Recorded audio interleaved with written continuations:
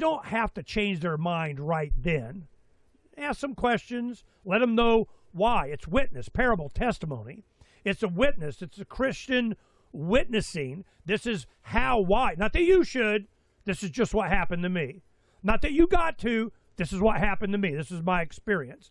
By doing that, then you're open up to people that come to you the next year, the next family gathering, they know. You're not confrontational. You're not beating the crap out of them, but you're making your point.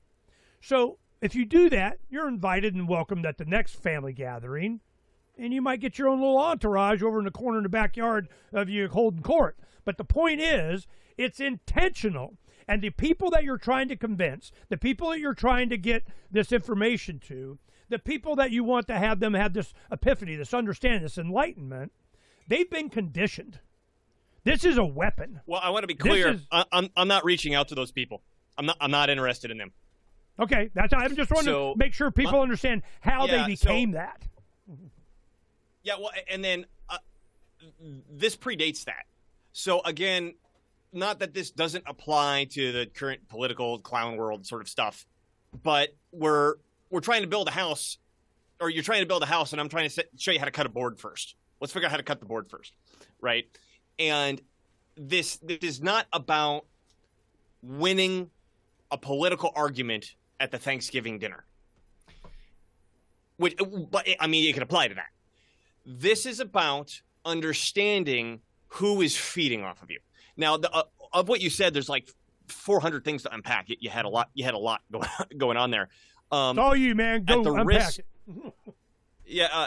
At the risk of going off on a tangent that'll take us away from the topic I want to talk about, I will say this, is I think I have discovered the core mechanism of brainwashing or mind control.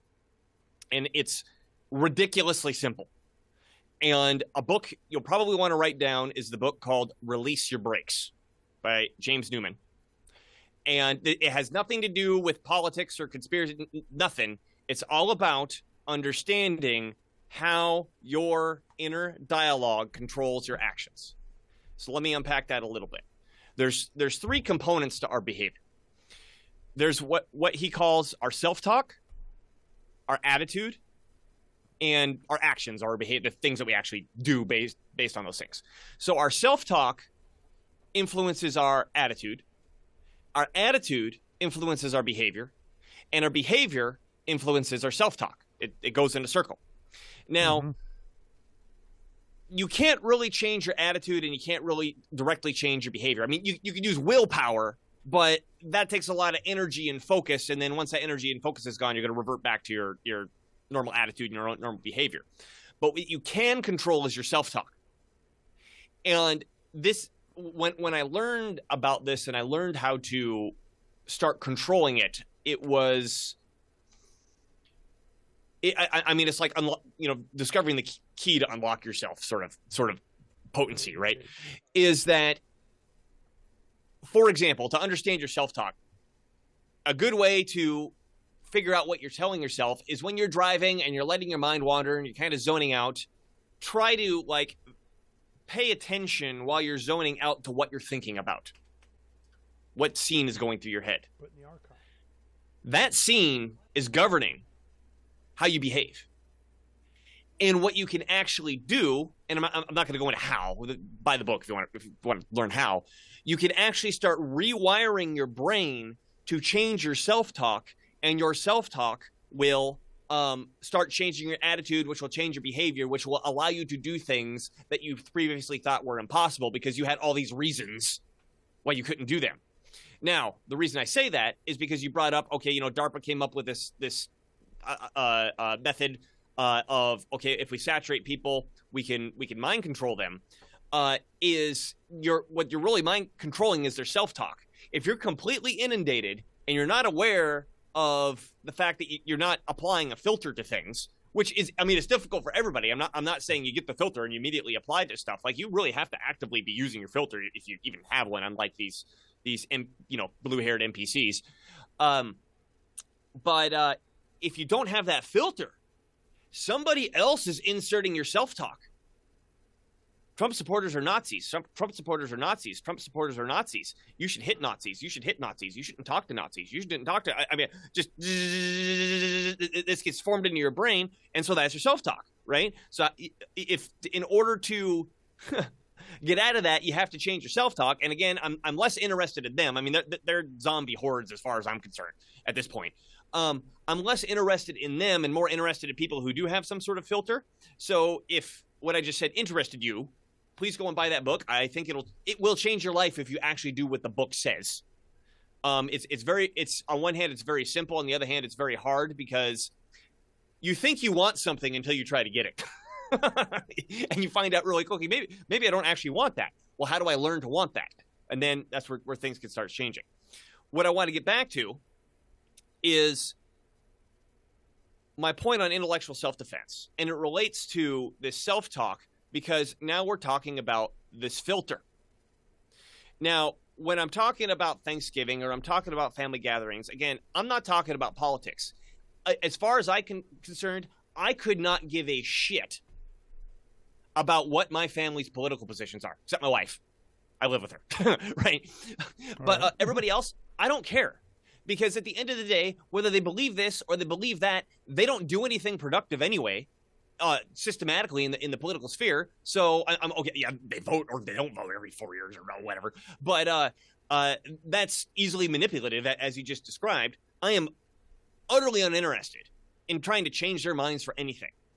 I'm interested, first of all, in protecting myself, and then to the point that you were saying is that okay, the reasoning is forced in by somebody else. What I've found, particularly in a group, or actually, I want to bring this up in the context that you said earlier, which is okay. We were a species that if you didn't get along with a group, you got kicked out of the group and you're dead, right? So you got to get along with the group. But as we know, philosophically, there's no such thing as the group. There's individuals. Well, typically, especially in like a small tribe, there's an individual in charge. It's called the chief, right? So are you trying to get along with everybody else's thinking, or are you trying to get along with the chief's thinking? It's usually the chief, because the chief decides what happens to who. I mean, particularly in tribal societies where 25% of the men die by murder because it's whatever the chief says is what goes. Is yes, most people are zombies, but what they do, because they're zombies and they don't use their rational capacity, that they don't think, how do I win-win? How do I gauge in win-win, and how do I make sure that I'm understanding my knowledge correctly and coming to a reasonable conclusion while simultaneously being willing to be open to new evidence to change most people don't do that, right? What they do is they follow the nearest alpha. So when you're at your family gathering, and let me preface this real quick. I have a bombastic style. I have an aggressive style. And when I describe things, I tend to describe them aggressively. Please don't confuse that to say I'm always suggesting being aggressive when you're handling this sort of stuff. We could talk about different styles and techniques of handling this at some point. But people follow the nearest alpha. And so if you're constantly being manipulated, and again, nobody's consciously very few people, hopefully the people who listen to my stuff can consciously understand it, but very few people consciously understand what's going on, but they subconsciously see who's in charge. Now, if you are consistently getting belittled in front of people, whether it's for politics or anything, you're not the person in charge. It's not you. However, if you can show that you are the person in charge, suddenly they're going to listen to you more because they follow the nearest alpha. Okay, and how do you define or demonstrate that? It's like Bane in Batman now Returns. we gotta get into details. He grabs the guy. Let me express this. Bane in Batman, he goes up to the whoever he's talking to. I'm in charge, and I'm kind of whatever. And he goes, "Do you feel in charge? Are you feeling in charge? How do you feel in charge? How do they feel you're in charge? You got to you're being beaten up in front of everybody, so you got to. I'm going to tell you the example. Your alpha. All right. I'm going to tell you the example of the day I figured this out, the moment that the light bulb boo, went off my head, right? So I've been studying this Trivium thing from Peace Revolution podcast, and there was this other source that I've alluded to that I'm not going to dive into just yet. And these two things are kind of swimming around in my mind, and I'm like, okay, I understand some fallacies, I understand like logic and syllogisms and stuff like that. And this happened in Augsburg, Germany, because I lived for about 2.5 years in Europe. I did the vagabond backpacking thing.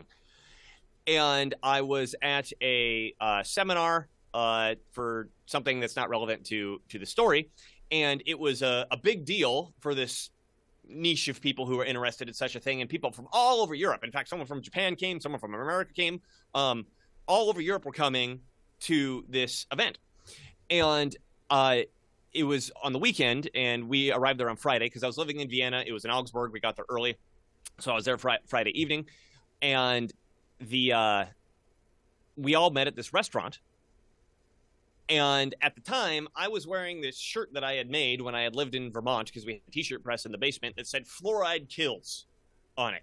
That was my pet issue at one point, right?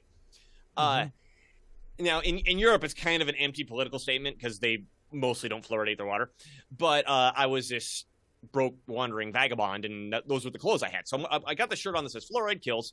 I'm sitting at a table with my group of friends that came with me from Vienna, and my food comes. I'm really hungry. I'm about to dig in and start eating, and then this guy approaches the table, introduces himself. His name was Edward. He was from the Ukraine. He was living in the Czech Republic, and he spoke flawless English. Like I didn't even detect an accent. And he asked if he can come sit. And we're like, well, we're all here for the same interest in the same niche thing, and we're all friends. So yeah, come and sit. And he sits down right next to me.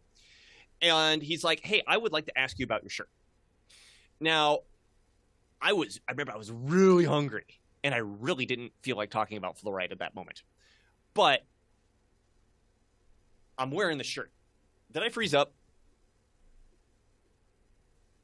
No, can you hear me okay? I got you. I saw myself. Yeah. I got you. Go. So I'm like, I'm wearing the shirt. I'm kind of publicly advertising it, and I said, okay, I want to. I'll talk about it. Now, as you can probably tell, I can go blah, blah, blah, blah, blah, blah, blah, blah, blah, blah, blah, blah, on a topic for a long time. Yeah, you and me can do it. High five. And also, I've got a degree in chemistry, right? So I'm not like completely talking out of my ass when I'm talking about chemical anything, right? Now that doesn't mean I'm correct, because people say I have a degree, therefore I'm right. That's the appeal to authority fallacy, right?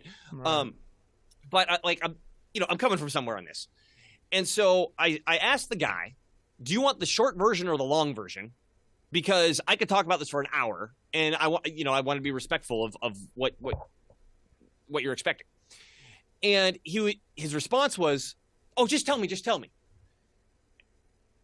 Now, today, I would immediately know something was up. At the time, I was like, that's kind of weird. I asked you a very, very direct question attempting to respect your time frame, and you didn't answer it. So I asked it again. I said, do you want the long version or the short version? And he goes, just tell me. Okay. So I dive in, and I had quasi-recently read the book, The Fluoride Deception, that goes into where fluorine was essentially needed to enrich uranium during the Manhattan Project. Yes, and so all this fluorine was needed from these fluorine factories, and it turns out that fluorine is the most wicked element in the universe that completely annihilates anything it touches, including air, right? And it's one of the most reactive elements on the periodic table. It is number one. Yes, yeah. It is by far number one. It was one of the latest chemicals ever isolated, because it was almost impossible to isolate. As soon as you isolated it, it just reacted with the air, with the thing that you were holding it in. And eventually someone figured out you had to have a vacuum chamber of a substance that had already been reacted with fluorine in order to get the fluorine isolated, right? So the government was going, shit, we need this fluorine to enrich uranium, and we can't have all these local lawsuits causing problems. And then, the steel industry is like, oh yeah, we need that too, and the aluminum industry is like, yeah, we need that too, and the phosphate fertilizer industry is like, yeah, we need that too, because all these fluorides were chemical waste that they were dumping into the rivers and stuff, poisoning all, so everywhere. It's good for you. Yeah, it's good for your teeth, right? So there's a propaganda thing. It's good for your teeth, right? So now it's in all our water because that makes sense. Do you remember how it's good for your teeth came out? How they made that rationalization? Do you remember that? I remember seeing like this black and white video of this guy just being like, at 1 part per million, it's good for your teeth. And this woman would ask a question and he would just repeat, 1 part per million is good for your teeth. I want to say, this is Manhattan Project. They have all the fluorine. Fluorine starts going into the environment. And New Jersey used to be known as the Garden State. Okay. New Jersey was, and it got fluoridated. Food production. Then it got fluoridated. So they go in and they're going, oh, it's good for you. It's the best thing ever. Well, the workers that were around the fluoride, their teeth were falling out. Okay? Now, they're going, what the hell is going on? Then they found out that the nails in the shoes used to be nailed, the soles of the shoe with little nails. Well, the fluorine is so reactive that it's what makes Teflon. It's like fluorine and carbon. It's so binded. That's why it doesn't stick. So it's non-stick surface. Nothing can get the fluorine to pop off the carbon. Yeah. Well, they're finding now that maybe whatever. But anyway, so the point is that no, it does. I mean, in principle, it's very difficult to remove whatever's fluoride's reacted to. Yes. So what happens is that during that time, they needed scientists, for the war effort, and American people don't need to know, and we got to have nuclear whatever the hell. And the New Jersey farmers were trying to sue the government during the war or towards the end. Mm-hmm. They're like, no. I remember this. So this whole PR campaign started. How the teeth thing came in is that they were going, well, God, this stuff is like dissolving people's nails in their shoes, and their teeth are falling out. Well, how many cavities do they have? Well, none. They don't have any teeth. Fights cavities. That was it. So I'm going, this is, wow. Okay, there's that. Okay. So this has been around for a while. So, I tell that story to really emphasize, maybe I'm wrong, but I know a thing or two about fluorine, right? Right. So I going back to the table with this guy sitting here asking me about my shirt. He says, tell me. So I start telling him, and he doesn't let me get like 3 sentences in before he says something to the effect of like, oh yeah, I knew someone who said that and he was an idiot, so that can't be true. And like my fallacy roster is going through my head. I'm like, how many fallacies did he just commit with that one sentence? Like, what? And I kind of shook it off again, and I started again, and he interrupted me with something similar. And I started again, and he interrupted me with something similar. And like you're trying to start a weed whacker that's not going in. You just keep pulling it, and nothing happens. It's a tactic. That's what it really felt like. It's a tactic. Yeah. Well, and so at some point, the other aspect of myself in the back of my mind is doing this, and it's going, what is going on here? I feel like I'm losing. But what am I losing? I thought like we're exchanging information. What am I losing? And then that's when the light bulb went off. I said, this guy did not come to talk about information. He came to make fun of me. He came to humiliate me, particularly in front of other people. This is someone trying to identify someone and smacking them down the social ladder, the immediate social ladder in front of these other people. Excommunicating you from the tribe. Okay, so now who's the alpha? When the light bulb went off, and there was another component of the light bulb going off having to do with this other resource that I keep alluding to but haven't told you about. I remember like the fork was halfway to my mouth, and I dropped it, and I looked straight at him. Oh yeah, but sorry. There's a interesting component that I forgot to tell you. Is this whole time he was leaning back in his chair like this, with this shit-eating grin on his face, just absolutely entertained shit-eating grin on his face. And I looked right at him, and I said, "If you don't change your tone of voice, I'm not telling you anything." Immediate tension at the table, like electrifying. And I saw his eyes go wide for a second, and he goes, "Oh, no. I just came to ask about fluoride. Just tell me about fluoride." And I said, "If you don't change your tone of voice, I'm not telling you anything." And then he's like, "Hey, whoa, I'm just trying to have a conversation here. You're taking this a little bit personal. Like, let's just go back to the conversation." I said, "If you don't change your tone of voice, I'm not telling you anything." "Oh, now you're picking on me," playing like I'm the bully or something, right? And I think it was the fourth time I raised my voice. I said, "If you don't change your tone of voice, I'm not telling you anything." The shit-eating grin melted off of his face. He slumped over. The posture broke. And very shortly thereafter, he excused himself, went off, and went back to whatever the table he was at before. And the whole rest of the weekend, because remember that we were there for an event for that weekend, every time he crossed paths with me, he was nothing but respectful. And he looked nervous too. So what do you think the threat was to him? What's that? What do you think the threat was to him? Why did that have such an impact? What he did is he came to me on this, we'll call it for now, the dominant circuit, tricking me into being on the, in quotes, rational circuit. I fell for it at first. And I don't know enough about this guy. Is this guy like a bully who gets off on this sort of thing? Or was he unaware of what I don't know. Was he I a can't tell you paid about troll? his personality. Yeah, like, I'm not going to judge his entire life based off this interaction, right?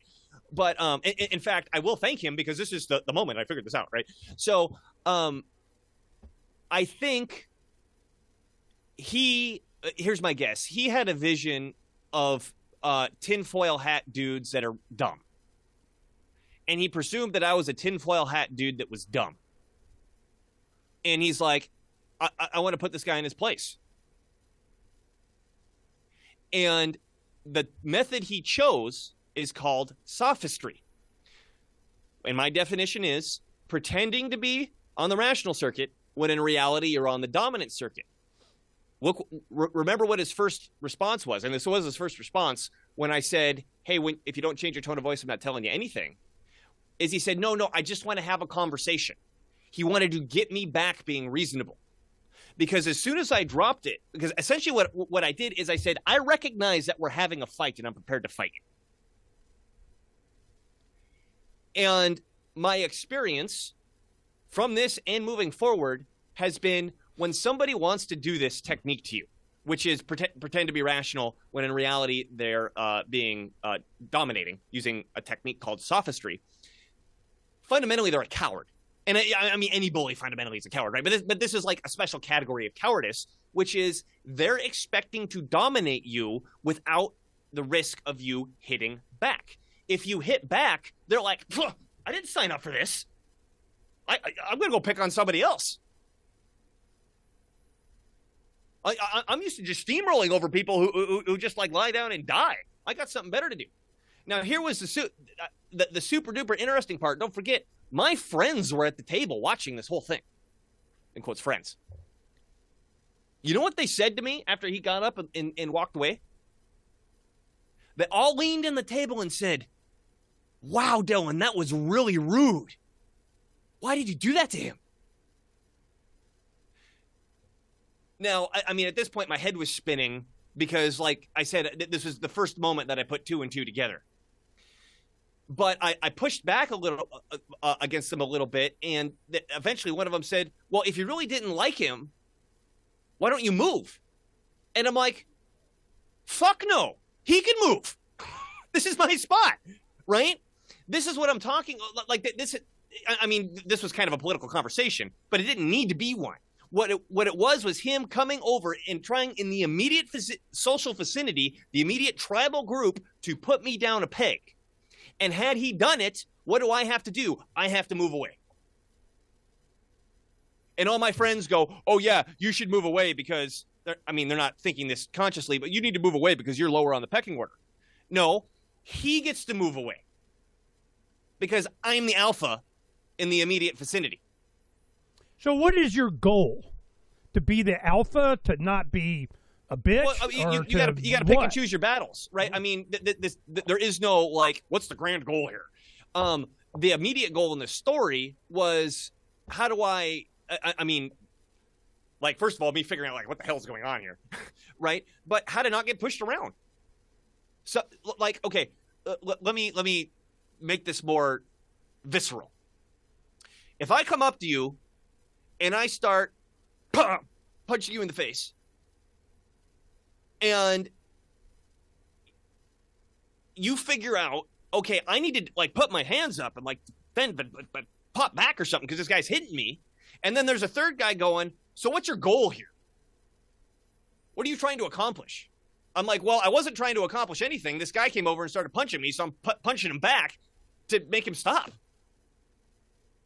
Now, going back to what I said at the beginning, most people who, in quotes, study intellectual self-defense, they learn really well how to play chess.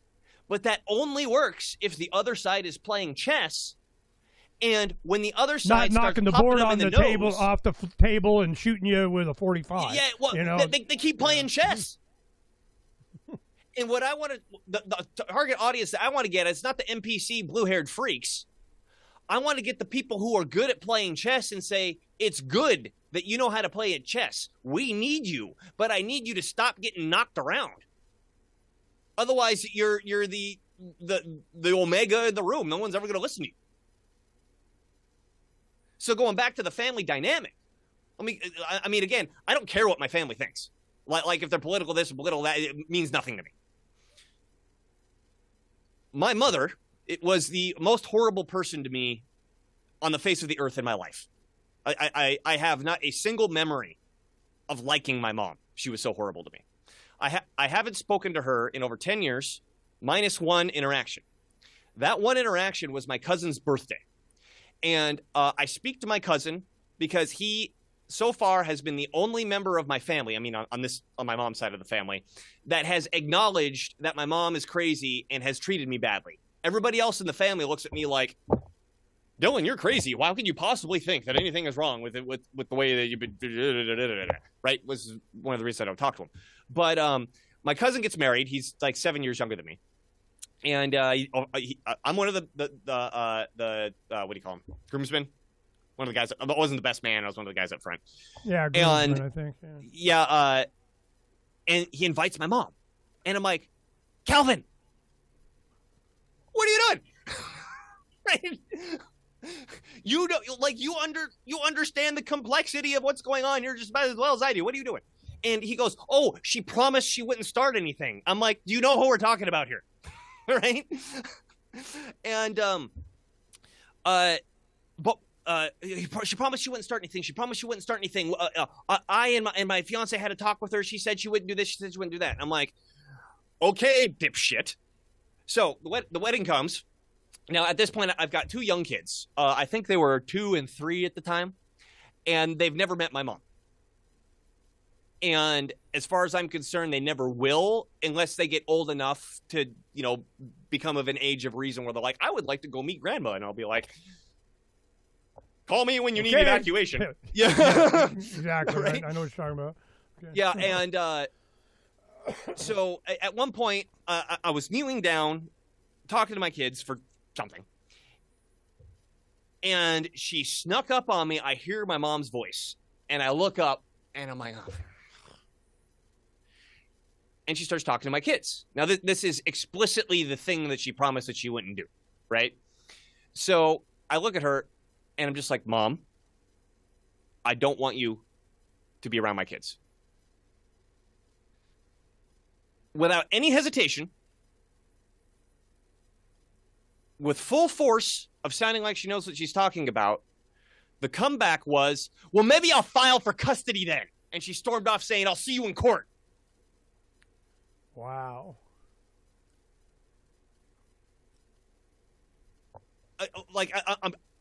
I'm telling these mom stories. I'm like, I'm not just sitting here bitching about my family that I don't like, right? Like my mom is psycho. I mean, this is a woman. So I was a C-section, right? But I had the umbilical cord wrapped around my neck, and they had to cut my mom open. So she got this big scar, And my whole life, whenever she wanted to get me to do something, she'd lift up her shirt and go, do I need to show you my cesarean section scar to get you to do X? Okay, I get it. You got an abusive mom. I understand. So now I'm done with the abusive mom. What got me was like, can I get a little bit of validation on this? You're still going to invite her here, so I have to go sit in the corner because I'm afraid of my mom? So there was as my head's spinning, this happens, and I'm like, okay, what are we going to do about this? She came back to me with something else. I don't have to get into details what the something else was, but I said, basically get away from me. I don't want to talk to you. I don't want you to talk to my whole family. And she stormed off, and man, I was ready to ruin that wedding. Right? I'm like, I am going to make a scene. I'm going to ruin this wedding. How old were you at the time? This is 2-3 years ago. So how old are you now? You're like 30? 38. 38? Oh, I want to eat your Wheaties. Anyway, I understand. Let me finish this point. This is really important. And so the only thing that stopped me, because I started shouting and going toward her, my uncle, her brother, who's like literally twice as big as me, and I don't mean he's fat, he's just like huge, right? Happened to be right there and grabbed me. It was just like, calm down, because he believes his sister is also crazy. But I mean, there was a shout that happened, like, I'm about to start something. Here was the secret. My mom was gone in 5 minutes. She had somewhere fucking else to be. Because she was not prepared to get called out in the middle of a crowd. The sophist will more than often use the crowd to get you to submit to them. And at this point, that's what everyone said to me. Dylan, you got to calm down. You got to be careful. I know your mom's going to be there, but you got to promise this. You got to promise that. I said, I promise nothing. Like, if something starts, I'm bringing it. So if you guys think my mom's too crazy to control, and so they turn around and come to me, and this gets to part 3 of my my intellectual self-defense series. So my mom does something, so therefore I'm responsible for adjusting my behavior. No. That's not what's going to fly.